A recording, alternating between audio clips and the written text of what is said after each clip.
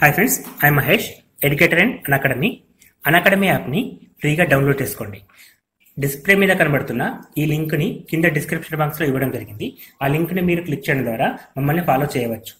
And మేము arithmetics and reasoning నుంచి ప్రతి టాపిక్ పైన షార్ట్కట్స్తో కూడిన ట్రిక్స్ని అప్లోడ్ చేయడం జరుగుతుంది. ఛానల్ యొక్క అప్డేట్స్ని పొందాలనుకుంటే సబ్స్క్రైబ్ బటన్ పైన క్లిక్ చేయండి, పక్కనున్న బెల్ ఐకాన్ పైన క్లిక్ చేయండి. మ్యాచింగ్ అనేది చాలా ఇంపార్టెంట్, అన్ని చెక్ చేయాల్సి వస్తుంది at the same time. Next question, తరగతిలోని పౌనపున్యాలు. సో తరగతిలోని పౌనపున్యాలని హిస్టోగ్రామ్స్ అంటండి. ఈ హిస్టోగ్రామ్స్ అంటాం అంటే ఇది ఫ్రీక్వెన్సీని హిస్టోగ్రామ్స్తో చూపిస్తాం మనం. హిస్టోగ్రామ్స్ అంటే 1/4 3 కేసులో ఉంది. ఇక్కడ ఆప్షన్ నెంబర్ 3 తప్పు. And second one,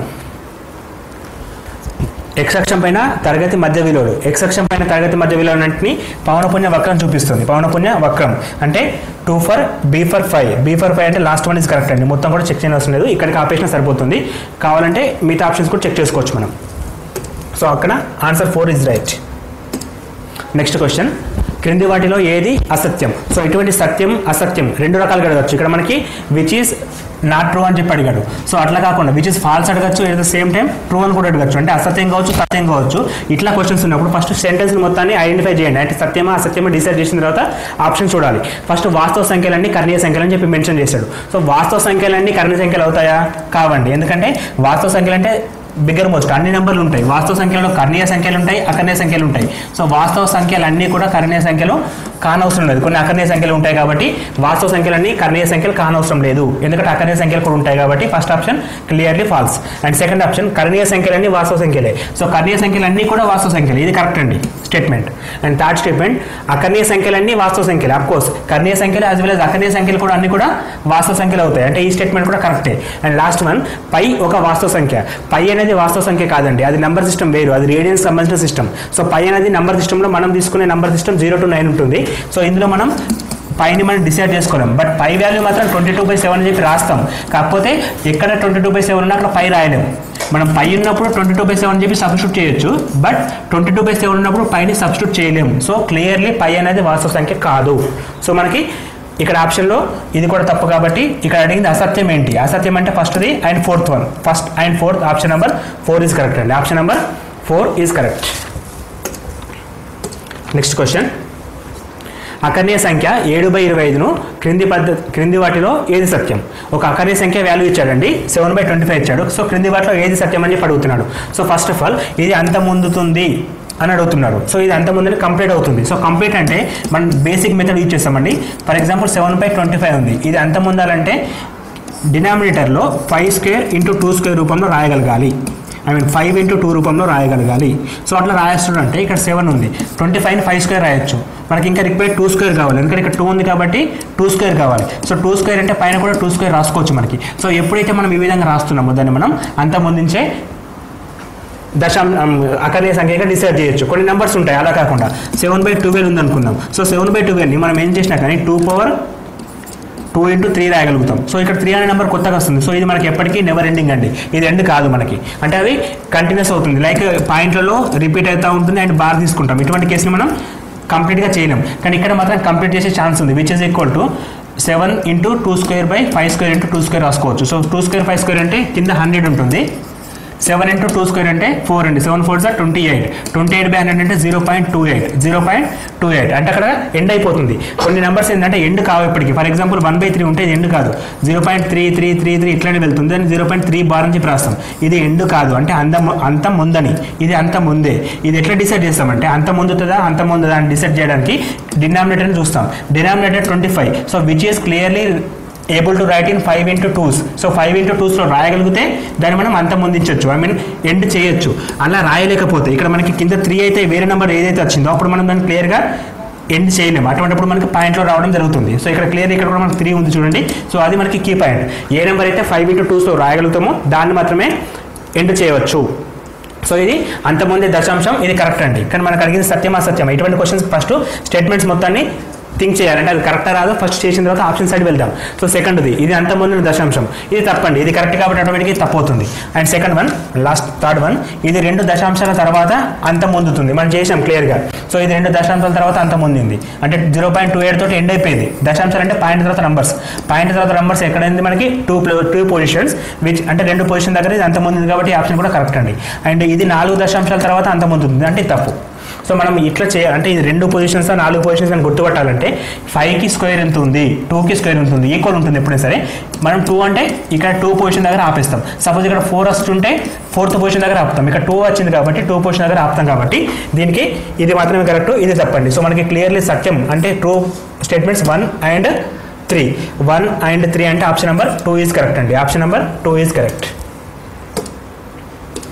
next question, క్రింది వాటిలో ఏది సత్యం, సో ఏది అసత్యం. సో ఇటువంటి క్వశ్చన్స్ మళ్ళీ రిపీటబుల్ ఉన్నప్పుడు మనం ఏం చేయాలి, first equation first condition A is subset of B, number of A is greater or equal to number of B అడిగింది అంటే ఇది పెద్దదని చెప్పించాడు. సో ఇది దీనికి సబ్సెట్ అయితే ఇది పెద్దది కాదండి, ఇది చిన్నది అవుతుంది. సో ఈ స్టేట్మెంట్ తప్పు, ఎందుకంటే ఇక్కడ బి సబ్సెట్ ఏ లేదు, ఏ సబ్సెట్ బి ఉంది. ఏ అనేది బికి ఉపసమితి అంటే ఏ కంటే బిలో ఎక్కువ కానీ సమానంగానే ఉంటాయి, ఇక్కడనేమో తక్కువ కానీ సమానంగానే ఇచ్చాడు. సో ఇది తప్పు స్టేట్మెంట్ క్లియర్, ఎందుకంటే బి సబ్సెట్ ఏ ఉంటే ఇది కరెక్ట్ ఉంటుంది. నెక్స్ట్ ఏ సబ్సెట్ బి అయితే number of union B equal to number of B. Of course A subset B అయినప్పుడు పెద్ద సమితి ఇది, యూనియన్ చేస్తే మళ్ళీ పెద్దదే వస్తుంది. సో నంబర్ అనేది పెద్దది మ్యాచ్ అవుతుంది కాబట్టి ఇది కరెక్ట్ అండి. నెక్స్ట్ ఏ సబ్సెట్ బి అయితే number of A intersection B equal to number of A. Number of A intersection B అంటే ఇంటర్సెక్షన్లో మన సబ్సెట్ ఉన్నప్పుడు చిన్న వాల్యూ వస్తుంది, కానీ చిన్న వాల్యూ అంటే మళ్ళీ ఏ రావడం జరుగుతుంది, నెంబర్ తీసుకున్నప్పుడు ఇది మ్యాచ్ కూడా అవుతుంది కాబట్టి ఇది కూడా right statement. And last one A subset B అయితే number of A minus B equal to 0 ఉంటుంది, అంటే ఏ నుంచి బిని తీసేస్తే 0 వస్తుందంట. ఏ నుండి బి తీసేస్తే మనకి 0 రావడం జరుగుతుంది కాబట్టి నంబర్ అనేది ఏం ఎలిమెంట్స్ ఉన్నాయి కాబట్టి ఈక్వల్ టు 0 తీసుకోవచ్చు. అంటే 3 స్టేట్మెంట్స్ కరెక్ట్, ఒక స్టేట్మెంట్ తప్పు, అంటే ఒకటి మాత్రమే ఇక్కడ అసత్యం అడిగింది కాబట్టి ఇది మాత్రమే తీసుకోవాలి, అంటే ఇక్కడ తీసుకుంటామండి. సో ఈ స్టేట్మెంట్స్ని ఫస్ట్ రైటా తప్ప అంటే ఫస్ట్ క్లారిఫై చేసుకున్న తర్వాత ఆప్షన్ సైడ్ వెళ్తేనే బెస్ట్. సో ఇక్కడ అడిగింది అసత్యం కాబట్టి ఎన్ని తప్పులు ఉన్నాయి, ఓన్లీ ఒకటి తప్పు ఉంది కాబట్టి ఆప్షన్ నెంబర్ 4 అనేది కరెక్ట్ అవుతుంది. సెట్స్ నుంచి బేసిక్స్ అండి ఇవి, అన్ని క్వశ్చన్స్ కూడా బేసిక్స్ మైన అడుగుతున్నాడు. క్రింది వాటిలో ఏది సత్యం అసత్యం. సో సేమ్ క్వశ్చన్ మళ్ళీ ఏవి సత్యం అంటే which is true. Phi equal 0 కాదండి, phi equal null set symbol ఇది correct. And phi equal to set of 0 కూడా కాదు, ఎందుకంటే ఇక్కడ ఒక ఎలిమెంట్ ఉంది, ఇక్కడ ఎలిమెంట్ లేదు. ఎలిమెంట్ లేకపోతే దాన్ని నల్ సెట్ అంటాం. నల్ సెట్ అంటే ఎలిమెంట్స్ ఉండవు, ఇక్కడ 0 అంటే కూడా దీన్ని సెట్ అయ్యాను మనం ఫస్ట్, ఇది నంబర్ అంతే. సో నంబర్ ఆఫ్ 5 ఇది కరెక్ట్ అండి, ఎందుకంటే నంబర్ ఆఫ్ 5 అంటే నంబర్. నల్ సెట్లో నంబర్ ఎంత ఉంటుంది, 0 ఉంటుంది. నల్ సెట్లో ఎలిమెంట్స్ ఉండవు. నల్ సెట్ అంటే శూన్య సమితి, శూన్య సమితిలో మూలకాలు ఉండవు కాబట్టి దాన్ని నంబర్ని 0తో డినోట్ చేయొచ్చు. అండ్ శూన్య సమితిని ఇంట్లో చూపిస్తాం కాబట్టి ఇది కరెక్ట్, ఇది కరెక్ట్, ఈ 2 స్టేట్మెంట్స్ తప్పు. సో ఏవి సత్యం అడిగాడు అంటే ఎన్ని రేట్లు ఇక్కడ 2 and 4, 2 and 4 option number 4th one is correct అండి. Option number 4th one is correct. Next question మళ్ళీ సేమ్ క్వశ్చన్ అండి, సత్యమా అసత్యమా, ఎన్ని సత్యవాక్యాలు ఉన్నాయి. సో p(x) అంటే ఇక్కడ బహుపది ఇచ్చాడండి, p(x) బహుపది ఇచ్చాడు 4x³ + 6x - 8x² - 2. ఇది కరెక్ట్ బహుపది రూపంలో లేదు, ఎందుకంటే స్క్వేర్ తర్వాత ఉంది కాబట్టి ఫస్ట్ కన్వర్ట్ చేసుకుందాం, కన్ఫ్యూజన్ ఉండదు. 4x³ - 8x² + 6 × x - 2, ఎందుకంటే స్క్వేర్ సైడ్ కరెక్ట్ రాసుకుంటే మనకి ఈజీ మెథడ్ యూజ్ అవుతుంది. సో ఇక్కడ ఏమడుతుండో బహుపది శూన్యాల మొత్తం, బహుపది శూన్యాల మొత్తం 2 అంట. సో బహుపదికి శూన్యాల మొత్తం అంటే జీరోస్, సమ్ ఆఫ్ జీరోస్ అంటే రూట్స్ ఉంటాయి కదా మనకి, ఇది క్యూబ్ రూట్ కాబట్టి ఆల్ఫా బీటా గామా అని 3 వస్తాయండి. సో 3 వచ్చినప్పుడు alpha plus beta plus gamma, alpha plus beta plus gamma equal to -b/a formula, -b/a ఇది ఏ ఇది బి సి డి తోటి కంపేర్ చేస్తే -b/a అంటే -8/4 which is equal to minus cancel 4 అంటే 2. ఈ స్టేట్మెంట్ కరెక్ట్ అండి, which is first statement is correct. Second one p(x)కి బహుపది 2s శూన్యాల లబ్దం, 2s అంటే ఆల్ఫా బీటా ఒక 2 అండి, మళ్ళీ బీటా గామా ఇంకో 2, తర్వాత గామా ఆల్ఫా ఇంకో 2. సో దీనికి c/a ఫార్ములా అంటే alternate -b/a c/a last one d/a వస్తుంది. సో అడిగితే చూద్దాం, అది లబ్దం అడిగాడు అది. సో వాటి మొత్తం 3/2 అని ఇచ్చాడు, క్రాస్ చెక్ చేద్దాం. 6/4 అంటే 3/2, ఇది కూడా స్టేట్మెంట్ కరెక్టే ఉందండి. అండ్ నెక్స్ట్ స్టేట్మెంట్ p(x) బహుపది శూన్యాల లబ్దం 2 అంట, శూన్యాల లబ్దం -2 అని ఇచ్చాడు. సో శూన్యాల లబ్దం అంటే d/a, డి బై ఏ అంటే ఆల్ఫా బీటా గామా అండి, alpha beta gamma. D by A అంటే డి అంటే -2 ఉంది, బై ఏ అంటే మనకి 4 వస్తుంది. సో -2/4 అంటే -1/2 వస్తుంది. కానీ ఇక్కడ మనకి ఏమి ఇచ్చాడు, -2 అని ఇచ్చాడు. సో ఇది ఒకటి తప్పు అండి. నెక్స్ట్ బహుపదికి శూన్య విలువ 1 అవుతుందంట.